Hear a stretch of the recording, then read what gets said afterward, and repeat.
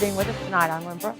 And I'm Terri. Brewer. Topping your news tonight, the fight over mental health issues in Alabama continues. It does. Hundreds of people gathering in Montgomery today to raise awareness of issues with budget cuts for the Alabama Department of Mental Health.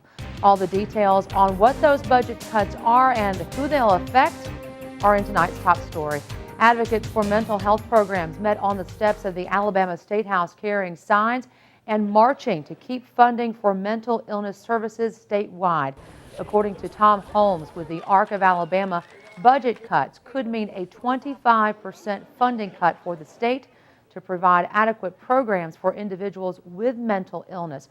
Holmes told WVUA mental health funding cannot afford to be cut.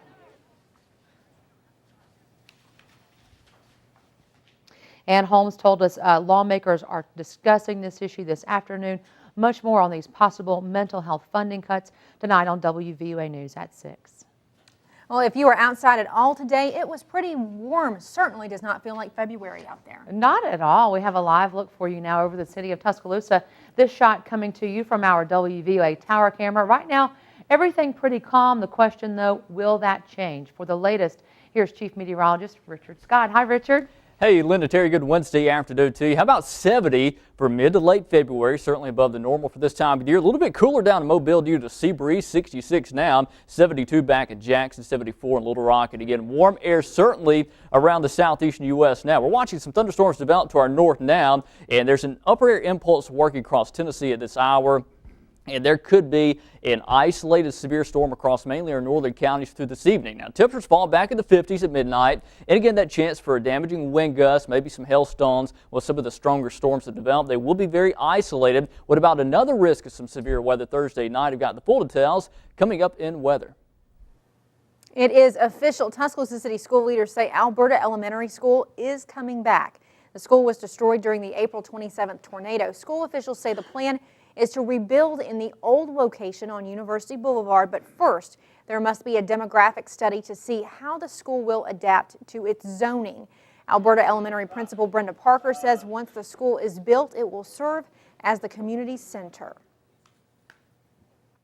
Certainly having Alberta as the hub of the community, connected in so many ways, there is an opportunity for us. And my vision for the school is that it will be a 21st century learning center.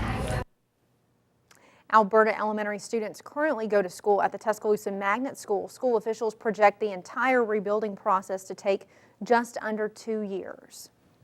The Tuscaloosa City Council is discussing more ordinance changes that could affect businesses in the rebuilding process. The city is looking to pass an amendment to its existing sign ordinance. The amendment would allow businesses with unique signs like Taco Casa, Arby's, to fall into a new category called the character sign. The question has come up as to how to calculate square footage on those signs. So we try to recognize that type of sign and come up with a way to calculate square footage for that sign as well. It gives complete design freedom to the business owner without sacrificing any square footage or area allowances. If the amendment passes, it would make the dimensions for all types of signs equal. The city of Tuscaloosa may soon see some additional construction in the downtown area. Tuesday night, the city council heard updates on the progress of an Embassy Suites hotel. It's set to be built at the intersection of Greensboro Avenue and University Boulevard. Building designs show an 8-story hotel with 154 suites. Efforts were made to use architectural elements from throughout the city. So far, they've made tremendous progress.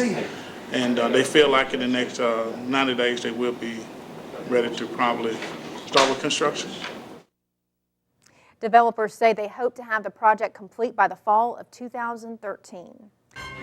On your home team Crimewatch, you have a chance to help fight crime in West Alabama. You do, and your piece of information could be that missing link investigators need to find a suspect. Here now this week's Tuscaloosa County's Most Wanted.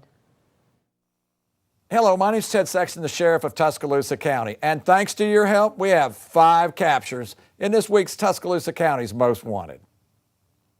Barrett Shea Thompson was arrested on the charge of domestic violence in the 2nd degree with use of strangulation.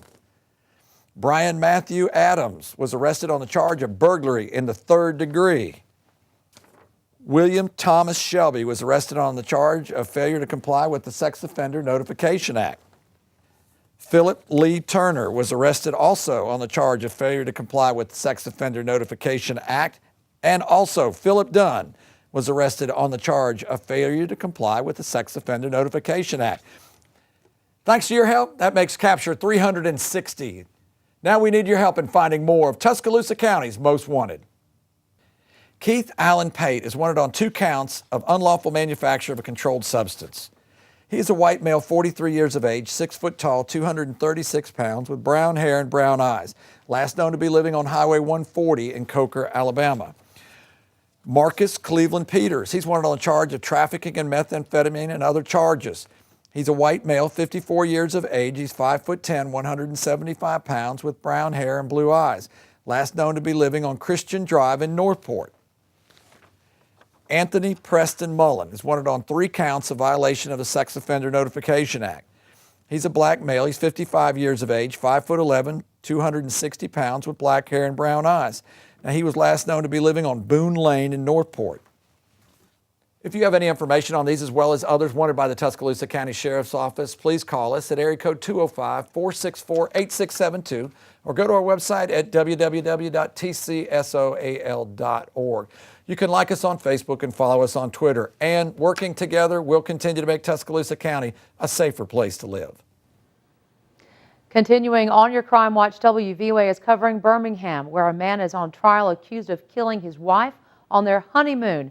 As we've reported, Gabe Watson is charged with drowning his new wife, Tina Thomas Watson, back in 2003. The couple was on a scuba diving trip in Australia. Prosecutors say he killed her for insurance money, but the defense says her death was an accident. Alanda Adams, Watson's former sister-in-law, told jurors Watson told her he had finished grieving for his wife before her funeral was even held, and he was moving on. Watson has since remarried.